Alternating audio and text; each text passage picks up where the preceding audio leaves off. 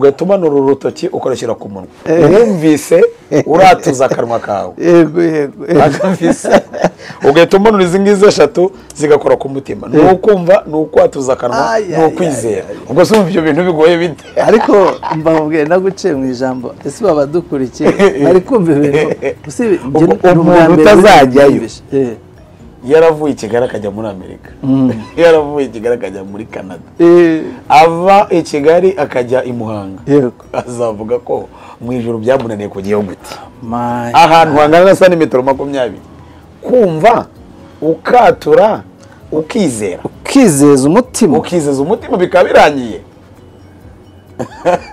ntabwo bikigoye twabonye inzira y'ubusamo umuntu utazajyayo ugafite ibibazo ni muri santimetero 20 nta nubwo tujya tunavuga mu izina bavuga ati ese muri santimetero 20 wageze voilà ni muri santimetero 20 babwiye ngo ngewe nzajya mbazanira iby'amaso n'amatwi bitigeze kubona cyangwa kumva ndetse n'imitima itigeze kuba yakira ibyo bintu ko biba mu ijoro farasi ego ko umva Paulo niwe wabivuze urabona ngo iby'amaso y'umwana w'umuntu atigeze abona n'amatwi yatigeze yumva n'iby'umutima utigeze kuba wabasha kwakira ngo nibyo yabikiye abayikunda wakoze nawe nibyo wabikiye abadukurikiye nukuri ahubwo ngira vuba iminota itaducika nge ndagira ngo mubabarize mu by'ukuri umuntu avuga ngo ubwami bw'Imana buri muri twe sibyo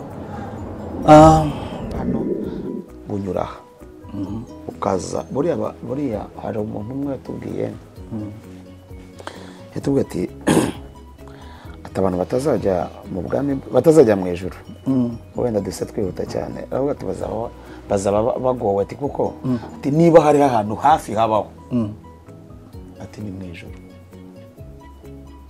urumva nk'ubugenewe ku Ruyenzi ubanza mu ijuru ashoboka ariho hafi kuruta kuva ku Ruyenzi kugera hano kuko yatubwiye ngo ijuru ringana na santimetero 20 santimetero 20 20 kujya santimetero 20 nibyo rero umuntu iyo afite umukoresha ukaba uzi ko mufitanye amasezerano y'akazi kandi ukaba ukarimo yego nibwo byemerwa ko uri umukozi we sibyo hare ndabyumva cyane nanone ukongera ukabimenya iyo umushahara utangiye gusohoka voilà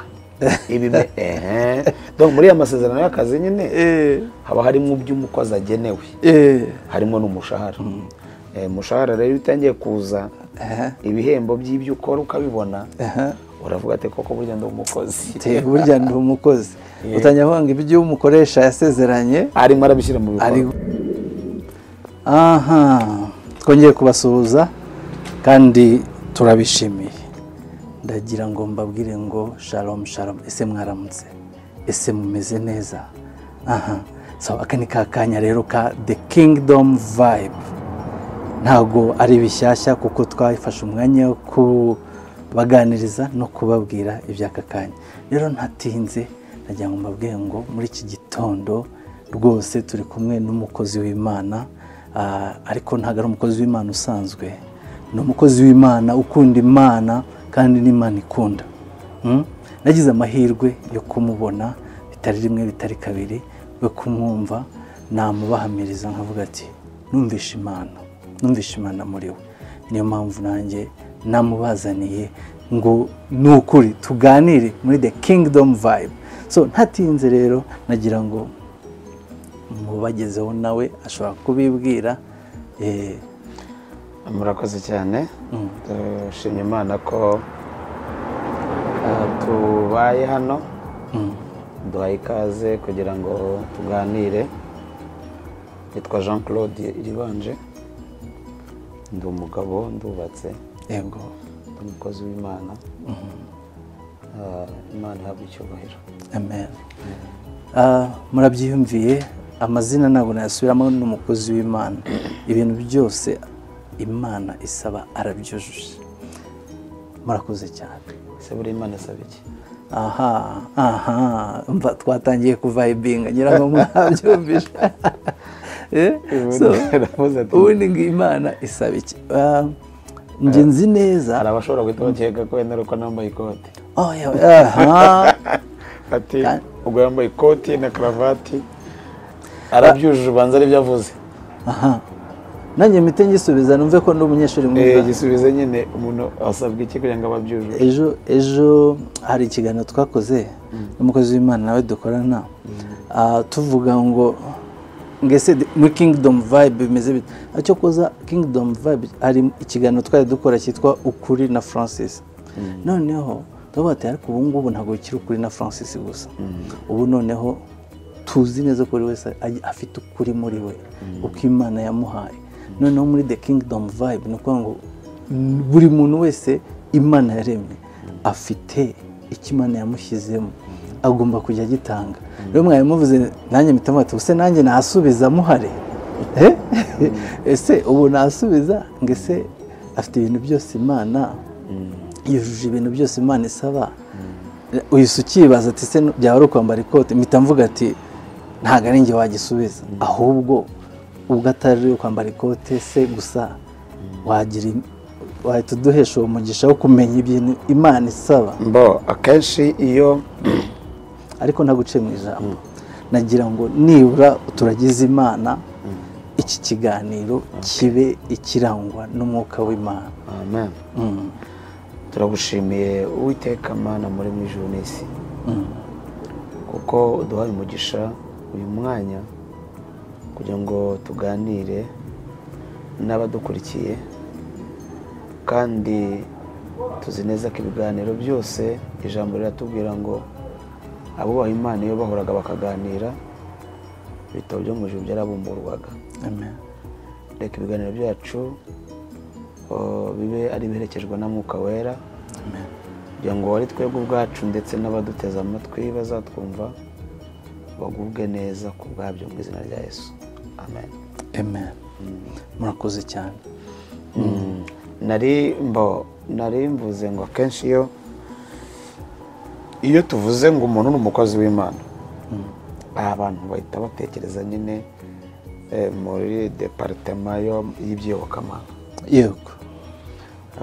Abapasitori, abantu bo mu rusengero bakorera Imana, bakorera ibikorwa byo mu rusengero. Apana bakorera Imana, bakora ibikorwa byo mu rusengero. Kuko nta muntu utari umukozi w'Imana burya. Yego. Umuntu wese biterwa naho ukorera, biterwa na departema Imana yagushyizemo. Yego. Abasirikare n'abakozi b'Imana kuko bahawe akazi ko kurinda umutekano w'igihugu. Abapolisi nuko, abayobozi mu nzego zitandukanye z'igihugu, buri muntu wese ni umukozi w'Imana biterwa naho yashyizwe akorera. Yego. Hanyuma aragenda umukozi w'Imana, Imana ahaye akazi mu by'iyobokamana, niho ofisi zanjye ziri. Yego. Niyo department nkoreramo. Yego. Ubwo rero ibyaho ubundi akenshi iyo umuntu yiswe umukozi haba hariho uruhurirane rw'ibintu nka bitatu. Icya mbere haba hariho uwaguhamagaye, umukoresha. Hakaba hariho umukozi n'akazi, n'amasezerano y'akazi. Donc umukoresha, umukozi n'akazi. Yego. Ntabwo umuntu ashobora kuba mu kazi atagira umukoresha. Biramutse bimeze bityo wenda bishobora kuba ataba n'igitangaza, umuntu ashobora kuza abona abantu bamwe bahinga naho akaza agafata isuka agahinga. Yego. Ariko niba ari guhingana n'abandi bavuganye n'umukoresha ntabwo ari buze kubona igihembo nyuma yo guhinga nubwo yahinze. Nibyo rero umuntu iyo afite umukoresha ukaba uzi ko mufitanye amasezerano y'akazi kandi ukaba ukarimo. Yego. Nibwo byemerwa ko uri umukozi we. Sibyo hare? Ndabyumva cyane.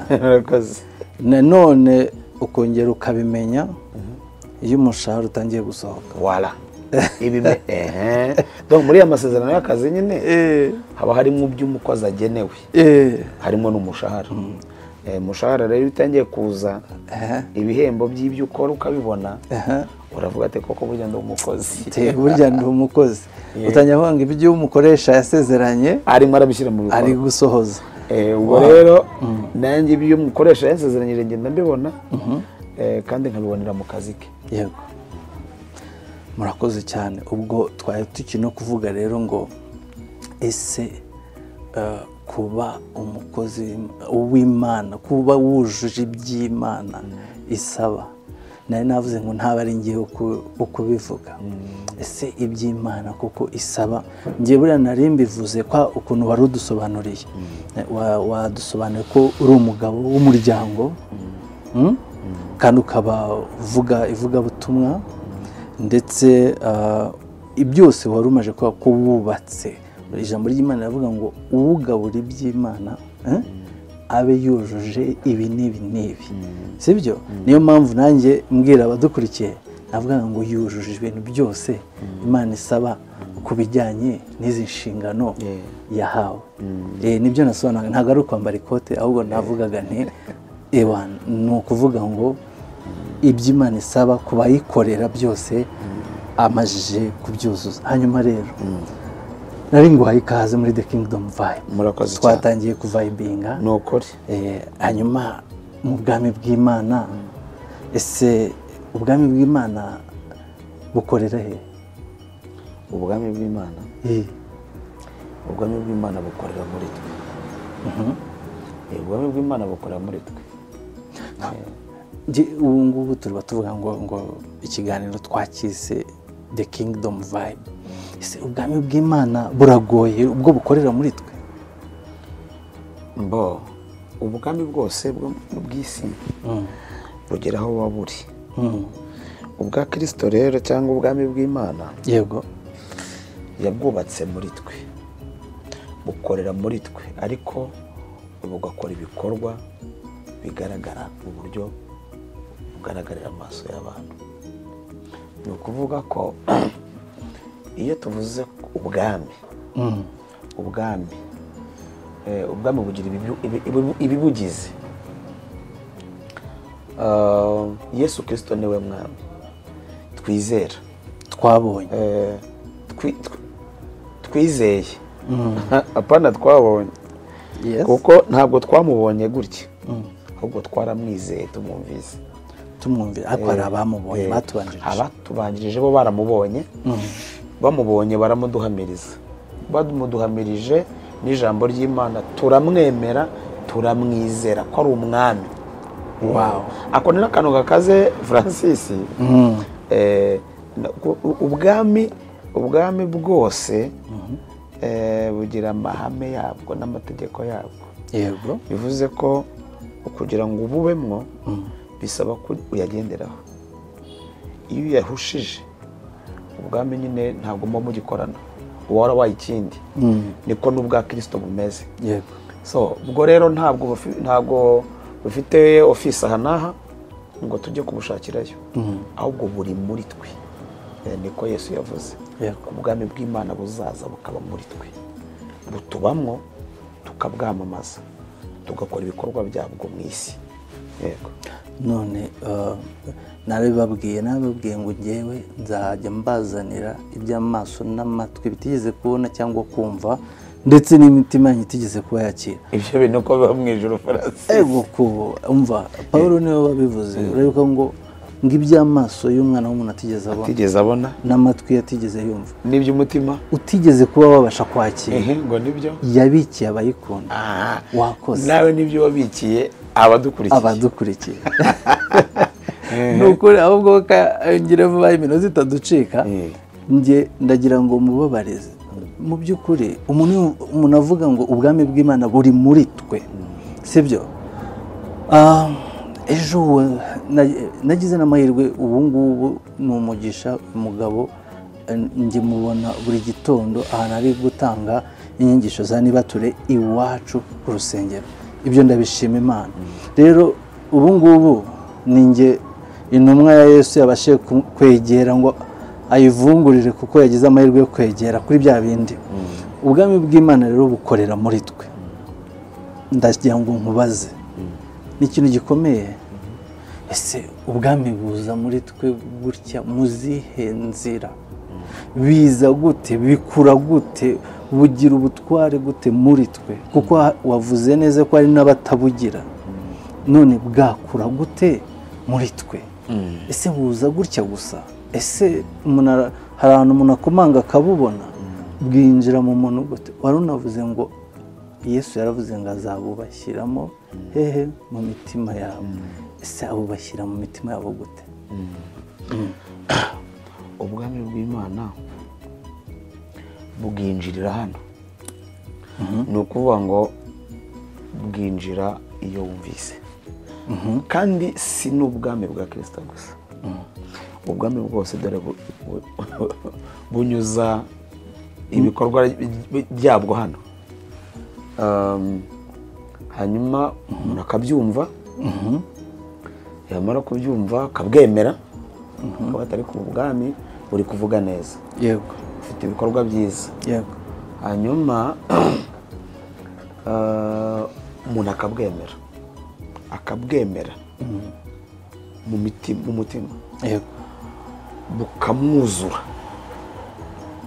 akabukunda, noneho akabwiyegurira. Kubwiyegurira no gukora ibikorwa byabwo.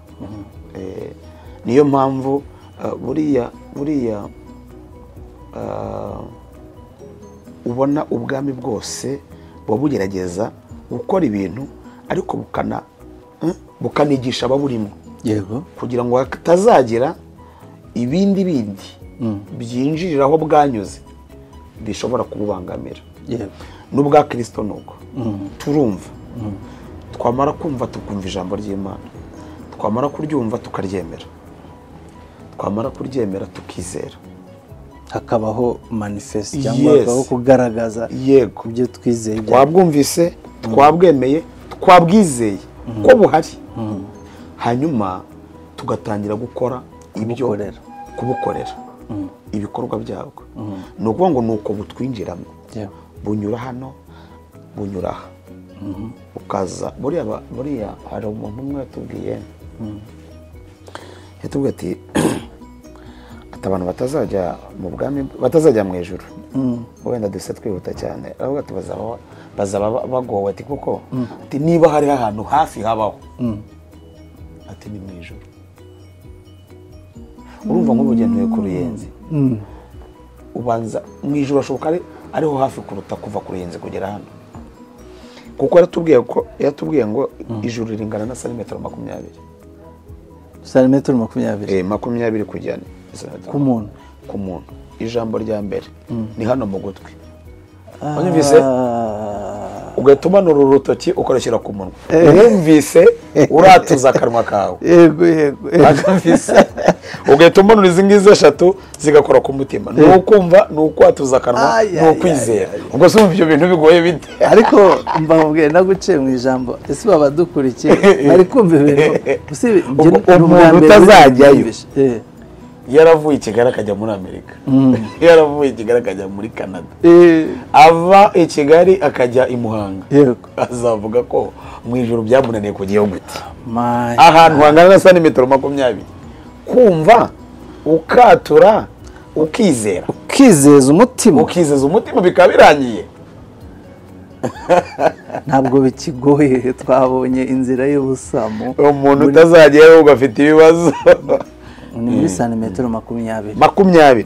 nta nubwo tujya tunavuga mu izina bati ese muri santimetero 20 wageze voilà ni muri santimetero 20. This is the kingdom vibe, nuko vibing. Ariko rero nanone umuntu ayumvisha ukuntu ari hafi, biragora n'ukuri kugerayo ahantu hose. Mbabarira umbwire imbogamizi rwose, turase nk'ukunego imbogamizi, sibyo, abantu zituma abantu batagera muri santimetero 20. Imbogamizi ya mbere ihera ku kumva biragoye. Niyo kumva biragoye ku rwego rwo hejuru. Yes. Buriya rero Francis, n'uyu mwanya tuvugana, ni ikosa ry'umuntu utumva? Ni ikosa rye? ntabwo mbizi ntabwo mbizi cyangwa ni impano y'Imana nyine nigiye bo nari ngiye kukubwira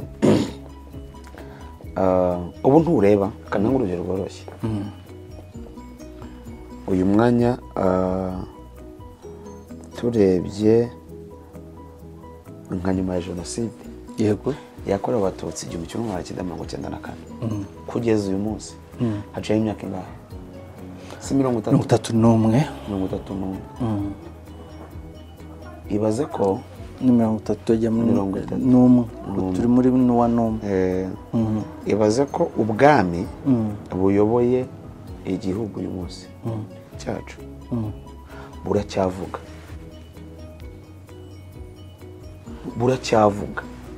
ntabwo burahagarara kubwira ababurimo ibyiza byabwo kandi ntibivuga gusa buranakora ubwami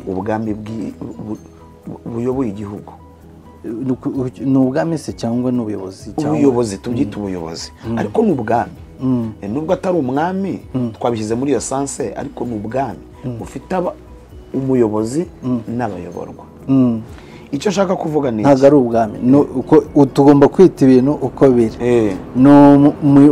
bufite ubuyobozi ariko ubuyobozi bufite n'abayoborwa n'umuyobozi mukuru perezida urumva n'abayobora ubu ibintu ntabwo bikiri ubwami bwahozeho ariko ubu ni umuyobozi noneho bufite abayobozi nicyo nashaka kuganisha wenda nubwo twanyuzaho nari nkikubwira ko n'ubu buracyabwira abayoborwa ibyabwo kugira ngo bakunde babukorere bashyizemo imbaraga ariko ntabwo byaba igitangaza ko hari abatarumva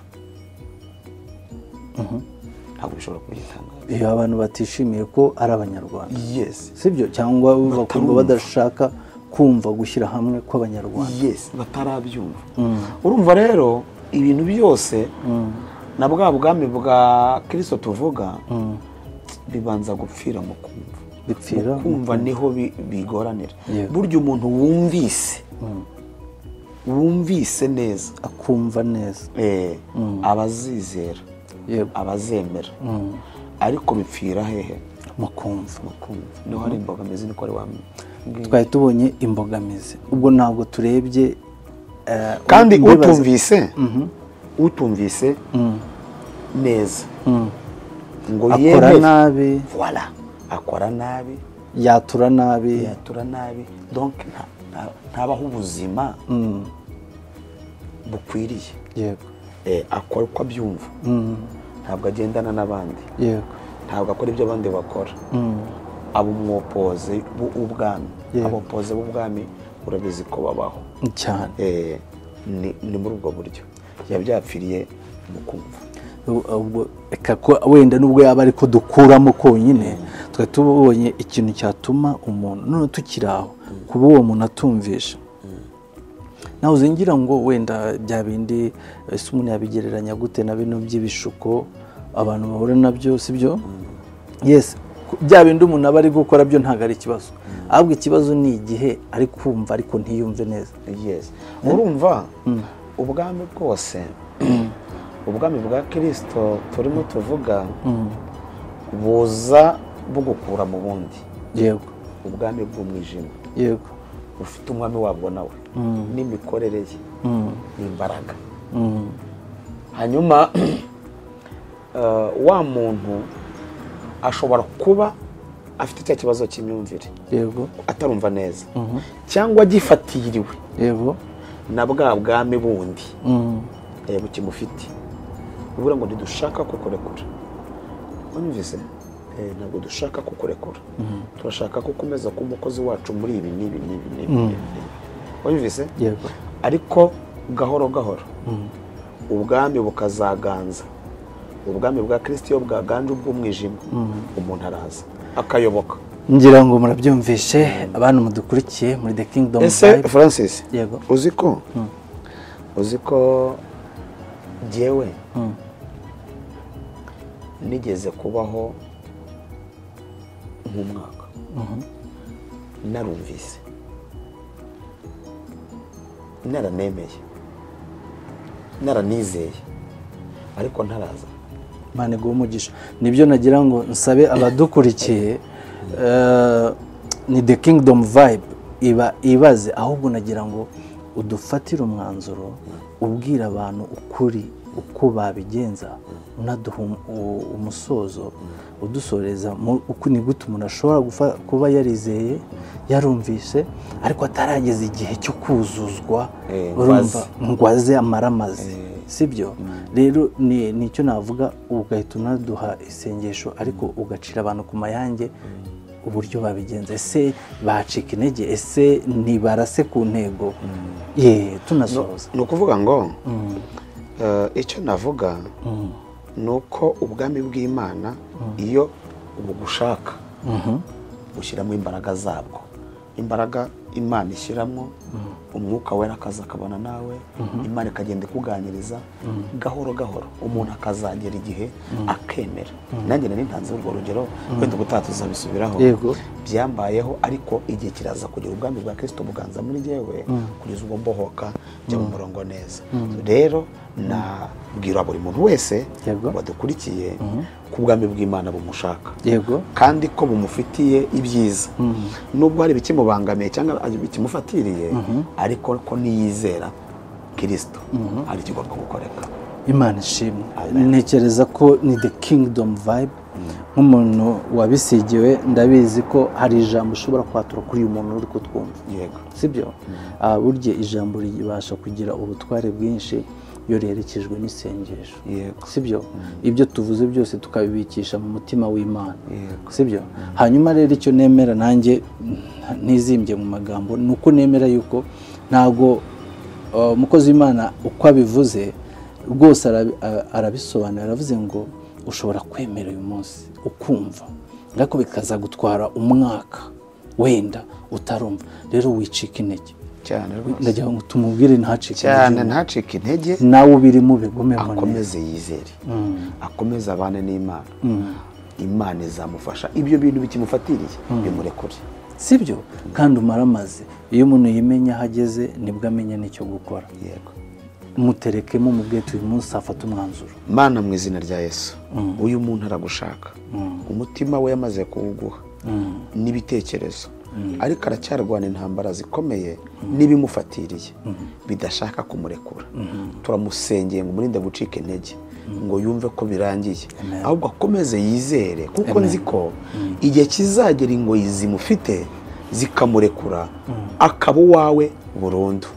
Tubisabye Imana mu izina rya Yesu, amen. Murakoze cyane, asante sana. Kandi n'ubutaha tuzasubira. Umva, ni ukurasa ku ntego. It's The Kingdom Vibe. Mukomeze mu vibing aho muri hose, bamenye iby'ubwami bubakoreramo, kandi kugira ngo n'abandi batarabasha kumenya ubu bwami babwizere, banyurwe, babone amahoro nk'ayo twabonye. Amen. Shalom, shalom.